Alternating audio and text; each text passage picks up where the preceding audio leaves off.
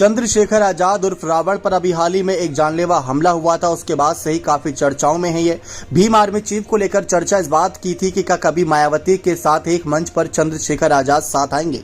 कई विश्लेषकों और कई विपक्षी पार्टियों ने यह कहा कि ये मायावती को कमजोर कर रहे हैं। जो मायावती का वोट बैंक हुआ करता था उसी वोट बैंक को लूटते नजर आ रहे हैं। लेकिन इन्हीं सब सवालों का जवाब पहले भी चंद्रशेखर आजाद उर्फ रावण खुले तौर पर दे चुके हैं। जी हां, चंद्रशेखर आजाद ने इस बात को साफ स्वीकार किया था कि 2022 के विधानसभा चुनाव से पहले भी भीम आर्मी चीफ की यही कोशिश थी कि मायावती की पार्टी में ही जाकर बैठ जाएं और वहां पर ही अपनी बड़ी जिम्मेदारियों को निभाते नजर आएं या उनकी पार्टी के साथ ही अपनी पार्टी का गठबंधन करा ले अगर मायावती चाहती है तो। क्योंकि उन्होंने साफ तौर पर जो बयान दिया था, आपको बता दें, एक इंटरव्यू में उन्होंने कहा था कि निकट भविष्य में बसपा के साथ किसी भी तरह के गठबंधन की संभावना से इनकार करते हुए आजाद ने कहा कि उन्होंने कई बार पार्टी के साथ गठजोड़ की कोशिश की लेकिन मायावती ने उनके लिए सभी रास्ते बंद कर दिए थे। उन्होंने कहा कि मैंने 2022 में कोशिश की, मैं उनसे बहुत छोटा हूं और उन्होंने मुझसे काफी ज्यादा संघर्ष किया है। मैंने अपनी तरफ से हर संभव कोशिश करके देख लिया लेकिन उन्होंने मेरे लिए कोई रास्ता ही नहीं छोड़ा। मैं क्या कर सकता था? मैंने कई बार कोशिश की लेकिन अब भी देखा जाए एएसपी को आगे ले जाने और बहुजन समाज यानी एससी, एसटी, ओबीसी, मुस्लिम और अन्य अल्पसंख्यकों की संयुक्त आबादी की राजनीतिक ताकत बनाने के लिए प्रतिबद्ध हूं।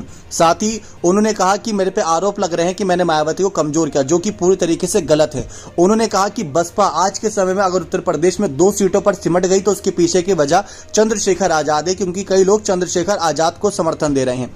उन्होंने कहा कि मैं बसपा को नुकसान नहीं पहुंचा रहा हूं लेकिन मेरा उनसे यही कहना है कि इसमें मेरी कोई जरूरत नहीं है। इसके लिए तो बहन जी ही काफी है। मैंने कोशिश की कि बड़े नेताओं के संघर्ष से बना संगठन बसपा फले फूले लेकिन उन्होंने इसे पारिवारिक संगठन बनाकर रख दिया। यदि उनकी नीतियां विफल हो रही हैं तो मुझे गाली देने या भीम आर्मी के संघर्ष को नकारने के बजाय उन्हें खुद आत्मविश्लेषण करना चाहिए। आपको उन लोगों के साथ खड़े होने की जरूरत है जिनसे आप वोट लेते हैं। क्या आपने पिछले 5 चुनावों में बहन जी को किसी संघर्ष के लिए खड़े होते देखा? क्या उन्हें जमीनी स्तर पर कोई रैली करते देखा? तो इस तरीके से चंद्रशेखर आजाद उर्फ रावण ने मायावती की पोल खोली थी।